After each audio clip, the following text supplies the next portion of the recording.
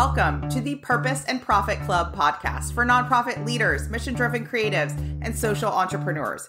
Get ready to stop dreaming and start doing. Here, ideas become action. We prioritize purpose and profit. You ready? Let's go. Today, we're going to talk about the 3 things that I feel like your supporters, your prospective clients, the followers that you have on social media have just been waiting for you to do. And maybe there are 3 things that haven't really been to the forefront of your mind before, because you're probably thinking they're waiting for me to sell them a thing. They're waiting for me to tell them about an upcoming fundraiser we have. They're waiting for me to tell them about that. That's what I'm going to say. No. So this is 3 pieces that are really missing for me from when I think about the brands, the businesses, and the missions that I support, the ones that I have a deep connection to, the ones that have developed that deep connection. They're doing these 3 things. And the ones that maybe I came in, I bought a product, maybe I came in, I made a one-time donation, and then they just fell off the wayside, right? Just forgot about them. These are the brands and missions that aren't doing this. Okay. So we're going to go over the 3 different things. And I want you to zoom out for a second and think about it in this application, which is these 3 things can be iterated in a couple of different ways. You can do this through your email marketing. You can do this through your social media marketing. You can do this even through any written messaging, direct mail on your website. You can do this the way, the platforms, the modalities in which you do these 3 things is not just, oh, you have to do this on social media. You can do this in different places. So with that being said, let's dig in. The first thing that I think the people that you're like, where are they? Or the people that you wish would take more action, the people that you would wish would come back and support your mission. The first thing they've been waiting for you to do is be relatable. Be relatable. Being relatable, and just the word relatable, has been something that I've literally written down in my notes lately. In my my iPhone has the little notes thing, and I just wrote down the word relatable.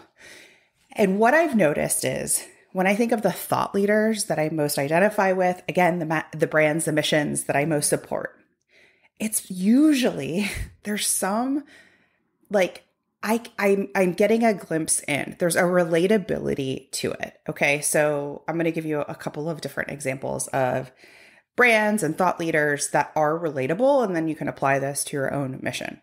So a bunch are coming to mind. Okay, first one. Sara Blakely, we've talked about her. She's the founder of Spanx. She's kind of what's the word I'm thinking of is goofball.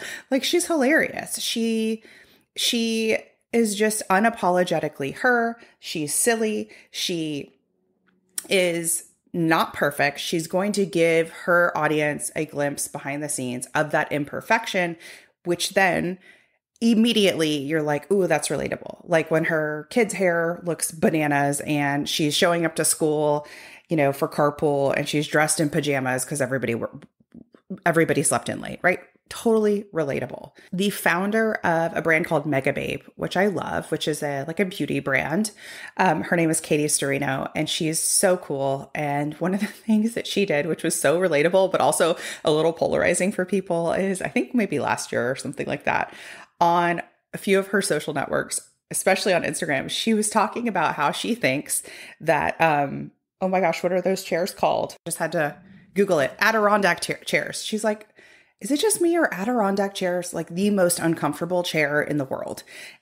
And she talked about how once you get in them, they're just really uncomfortable. They're impossible to get out of. And then there was just a slurry of people who were like, oh my God, they really are. And her whole thought was just why are we all buying more Adirondack chairs, which I totally have some of. And when she brought that up, I'm like, they really are pretty uncomfortable.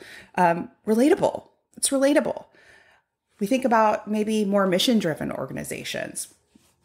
Really, Megababe is a mission-driven organization, by the way, and she will talk about some of the things that other beauty brands are not talking about. That is really, really relatable. That is talking about some of the things that women experience and need, and that maybe some of the other kind of the tried and true beauty brands aren't talking about, right?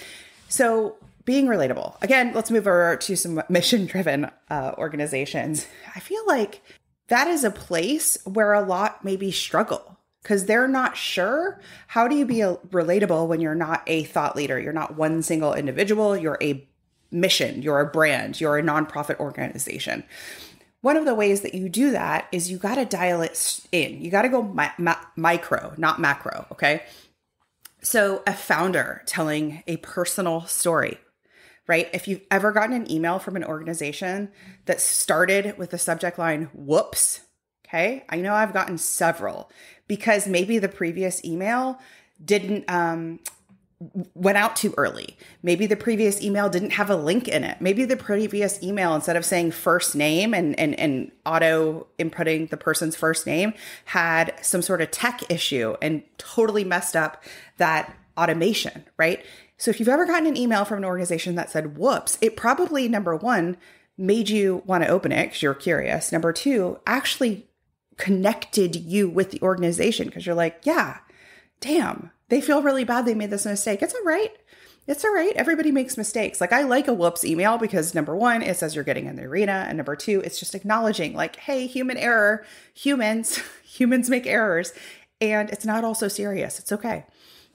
So one way you can be relatable, particularly in emails, is just going micro where it's from a specific staff member. It's from a specific person's point of view and they can share their point of view of like, hey, I'm writing this. I just spilled coffee on my shirt. Again, hello Monday. Anyone else having a Monday? Boom, relatable. Okay. So a hint with being relatable is it takes honesty and it takes imperfection. I don't think you can be relatable if you're striving for perfection. Somebody recently said on a panel I was on that they have this 40-step checklist before they send out an email. And I was like, holy crap, what's the point? What is the point? Are we going for perfection? Is this going on 100,000 billboards across the US? Or are we just sending out an email today? We don't need perfection. We run it through Grammarly. We make sure our links work. We make sure our spelling's as good as it's going to get, and we go. We don't do a 40-point checklist, okay? Second thing that I think your most perfect fit supporters and clients have been waiting for you to do is be relational, okay? Be relational, which means develop relationships. So here's what I mean. Do your clients, do your donors, do your fans feel seen and heard? The difference here is, do they feel like they're being talked at when they're in your community? Maybe they follow you on Instagram, or maybe they subscribe to your email list. Does it feel like that you're being talked at versus with? There really is a nuance and a difference between talking even online, even when it's not the same as picking up the phone or texting a friend. There is a difference when there is a with versus an at, okay? It's almost like the parent with the child, right? Where you're saying a direct command, put your shoes on, right? You're just trying to get the person to put their shoes on. That is not a with conversation. That is an at conversation. You want to make sure you're not doing that with any of your marketing and your messaging and your fundraising, okay? You want to make sure that it is a two-way conversation to stay top of mind. When I feel like Katie Sturino, the founder of Megababe, is actually like, does anyone else hate Adirondack chairs? I'm like, oh my God, I've never thought about it before. Yes, I think I do, right? She's literally using her favorite social network to poll people. She's dropping a Q&A box. Maybe if you're doing email, you're asking people to reply or fill out a survey, right? Literally asking, what do you think of this? What is your opinion on this? Would you be interested? Tell me the things, right? So the hint with that is you want to make sure that you're not showing up in their inbox just when you want something, right? So if you are sending an email with all three of these steps, these are emails that are not saying, click here, donate now, buy today, sign up, volunteer. Being relational is a two-way conversation, meaning I'm creating and developing trust and connection with you. And that means I'm not always asking for something. I'm not always saying, hey, open your wallet, Christina, right? And instead, I'm saying, hey, what do you think of this? Hey, this is what I've been up to. What are your thoughts on this? Anyone else hate Adirondack chairs? You love them? Tell me why you love them. Tell me the best brand. Do they make a Adirondack chair cushion I need to know about? Like, tell me the things, right? Being relational. Ooh. So you want to make sure that, yes, you are showing up sometimes in their inbox to make an offer, to ask them to take action, but not always. Same for social media. We see this a lot. I would say more with like solopreneurs or small businesses, where a lot of those clients and customers will show up and be pushing out a product or service and then forget this nurture process, forget this connection process. And then we flip-flop it in the nonprofit world. What I see is that a lot of y'all are instead showing up on social media only just this sort of this vague mission, non-specific type of posts and never making offers or very rarely making offers, but it's still lacking the depth of the relatability and the relational piece. Okay. So you want to make sure that there's a nice balance of both. And you can pause this and you can go look at your IG feed and see like, how relatable am I? How relatable is our organization? How much have we actually prompted and tried actively to create a two-way conversation? How many times are we doing that? How often? And then the other question to that, just to kind of check on your balance, is, and how often are we actually actively campaigning, selling, launching, fundraising, like actively acting people to take action? Okay, third thing that I think is missing out for most organizations. Be aspirational. Aspirational is that vision that makes me sign up for your email list to begin with. Is that thing, that nudge, that, ooh, I want to get involved. I want to know more. I want to live in a world where that's true, where you make that happen. That's aspirational. So that may be the tipping point why a lot of people take action to begin with. Okay. So if you think about a donor that made a single donation, you think about a client or customer that bought a single thing. They took one action once to get into your world. Somebody who downloaded a freebie to opt into your email list, okay? They were in a place of like, aspirational. Whatever vision you were painting in that moment got them in. They took a step in the door. And a lot of times what I see is if I'm opening the front door of my house, I take a step in and then I just stand there like in the foyer, right? Instead of making sure that you're continuing to invite them in, and almost like touring a house, right? Touring a house, which actually I'm going to go into a story about that this weekend. There was an open house on my street and the house looked really cool. And I was like, ooh, let's go look at that open house. And I walked in the door and the real estate agent was very much just done. You could tell. She was like, I'm done. I'm not painting any picture. You have walked in the door and you can show yourself around. She was not going to paint the picture of what's possible. Hey, this room here is a flex room. You could use it as your office. You could use it as blah, blah, blah, and check it out over here. And here's something that the owner recently did. There was none of that. It literally was like, Christina, please enjoy your self-guided tour and don't, let the door hit you on the way out. Like it was just boom. And it cracked me up because the only thing she said to me and my husband was, it was hot out. She's like, we have popsicles if you want a popsicle. I was like, what? Okay. I don't think I want a popsicle, but I do want to take a look at this house. So where are you doing that? You're letting people in. They're coming in the door. They're like, ooh, your mission's kind of cool. I'm interested. Looks interesting. But as they are in your world, they're following you on Facebook. Maybe they're even in a Facebook group that you founded. Maybe they're on your email list. Whatever the version of your world is, how often are you saying, this is what we are here to solve, and here's how we're solving it. And the future, the next 24 months looks like this. Here's what we accomplished today. Here's what's ahead. Here's some celebrations. Here's some wins. How often are you actively showing happy customers and clients? How often are you celebrating, being vocal? How often that's the first piece. And the second piece is literally, how are you guiding me through the house saying, they put a pool in the backyard. Come, let me show you. They added a little detached, almost like a detached, oh my gosh, studio apartment in the back house. And instead of saying to me, this could be an office, this could be an Airbnb, this could be, an in-law suite or something like that. Nothing. It was show yourself around. You figure it out. You ideate for yourself, right? We want to make sure we're guiding people or walking with people. So make sure that the aspirational pieces of your mission are something that you refer back to often. And I would make a homework assignment here, which is write down a list of what are we aspiring to do? That's the prompt. What are we aspiring to do? What am I aspiring to do? What is my mission aspiring to do?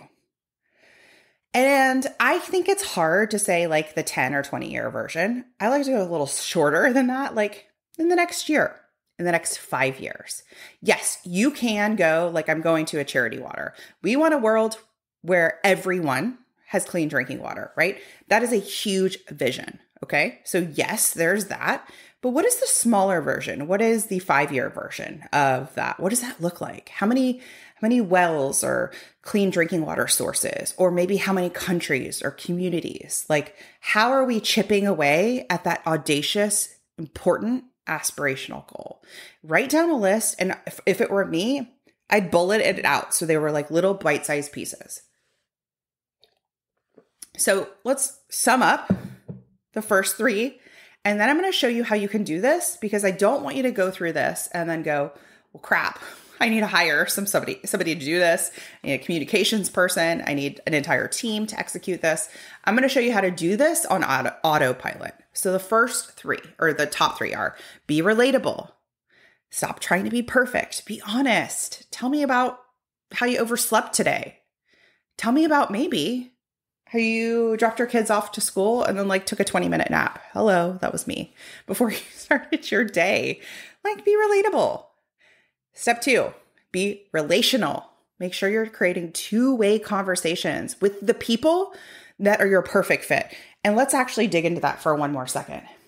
One of the things that I always talk to my personal one-to-one coaching clients about is talk to your best customer, talk to your best donor, your best whatever. Don't create content and create stories and messaging and try and be relational around people who are kind of and don't really love what you're doing, or are a little abrasive, or require a lot of effort. Talk to your best person. That's how you want to build and ask those prompts. Think about them when you're writing. That's the hack there. Okay, step 3, be aspirational. Make sure often you're talking to me about that aspirational thing that exists in this world, that is the reason why you keep doing this work. I want to hear about it. I want to hear how you're making it happen. And I want to hear what's next. It's like giving people a scoop of what's next, what you're working on. And also it helps to just, from a woo perspective, it helps to just manifest it. The more people you tell I'm doing this, the more people are like, she's doing this. It's happening, right? So those are the 3 steps. Now here's the fun part, I promise. You can automate this. You can automate this. One of the easiest, lowest lifts, the entry level version of automating this 3-step process, is through an email welcome series. What is an email welcome series? It is simply an automated series, meaning if a new subscriber signs up to your email list, opts into your email list, I sign up today, then I am in an automated drip campaign that will send me a series of emails that can do just this. One is really focusing on the relatability piece, maybe. One is really relational. And one is really aspirational. Or maybe kind of inject a little bit of both, of all of it in both. It does in all of them. You get to decide what that looks like. The point is that I want you to know this is something you can automate and is worth automating. I like to think of these series as a 5 email series. So email 1, 2, 3, 4, 5. If you want to start with 3, you can. I like to think of them as a 5 email drip that basically, as Christina opts into your email list, I am sent a series of emails over the course of a few weeks that helps to develop that connection and that trust and starts to show me a bit more about you and your organization. Now, you write this email series once, you use an automated software. My favorite one is ConvertKit because it's so easy to use. Deliverability is great as well. That's my favorite one. I'll link to it in the notes. But basically, it does it in the background. So for example, if I opt into your email list at 1 a.m. tonight, then I get the first email. And then maybe a week later, I get the second one. And then a week after that, I get the third one. You get to decide. And you can have different themes and focus points for each email. And then what's really, really important is what a lot of people come to me and ask, which is, when do I ask for the second gift? When do I ask for them to become a monthly donor? When do I ask for a sale? When do I ask for them to take another action? So I walk you through this process. I have an email welcome series workshop where I teach a couple of different things. One, what to put in each email. Two, how you should think about the frequency. Should it be a week? Should it be less than a week? It's a really important piece. The first 30 days that a customer opts into or a donor opts into your world are the most important 30 days. That is the make or break for me of whether or not they will remember and keep you top of mind. Okay. So we talk about the frequency and then we talk about when to ask for that second action. I'm going to link to the Welcome Series workshop in the notes. You can access it on demand. And something I've been thinking about a lot lately was how I can help you get there faster. And the answer to that question with this workshop was templates. I tend to have this like push-pull relationship with templates because I want you to show up as you online and not to show up as watered down version of you. But I realize that templates are really, really useful when they are given context and when there is a system to work with templates. And I realize, like, Christina, you actually use templates too in your life. I use social templates with my friend from your social team. She has the best social media templates. Those are the templates I use, not for all, but for a lot of my social posts. So I'm like, okay, we can do templates for this. So what I did is I created 5 email templates, but what was really important to me was I added a video training to go along with it so that you curate the templates to sound and make sure that all 3 things are attached to the emails you write. So you have the framework, and then I give you the prompts to fill them in so they are relational, they are relatable, they are aspirational. So I have now the workshop and the mini training for you. And I will link to that in the workshop and the mini training, the workshop and the templates with the mini training. And I will link for that to you. So that's it for today. Take a moment and think about, where can I automate? Where can I inject a little bit more of relatability or relationship building or aspirational vision focus in any of my marketing, messaging, communications, and fundraising, like any of that kind of holistic piece of your content, because I can tell you we're waiting for it. So many of us are waiting for it. The reason why I double down, I like and follow the brands and organizations that I like and follow and then share their content is because they're doing these things. Okay. They're doing these things. And the reasons why I might unfollow, unsubscribe, or just forget about, which I think is the most common thing that will happen, is you just forget you were on the list in the first place. You forget you were following that person in the first place is because they're not doing these things. Okay. So that's what I've got for you. Make sure you're doing those 3 steps. And if you need help in any of these pieces, get on my calendar, book a discovery call with me, and let's talk. I'll see you next time. If you ask me, everyone should have a coach, especially you. I want to invite you to schedule a free discovery call with me. Go to splendidatl.com/contact. You'll see my calendar there. Book a call with me. You'll learn about my smart growth method, where we can grow your business or organization sustainably with ease and massive impact. Think you've reached out to everyone in your network? Are you out of ideas to get noticed and get funded? I hear you. That's why I'm giving you a chance to steal my prospect list. Yes, you can generate leads for your nonprofit or impact-driven business. Grab my mini training and list delivered to your inbox instantly. Go to splendidcourses.com/prospect.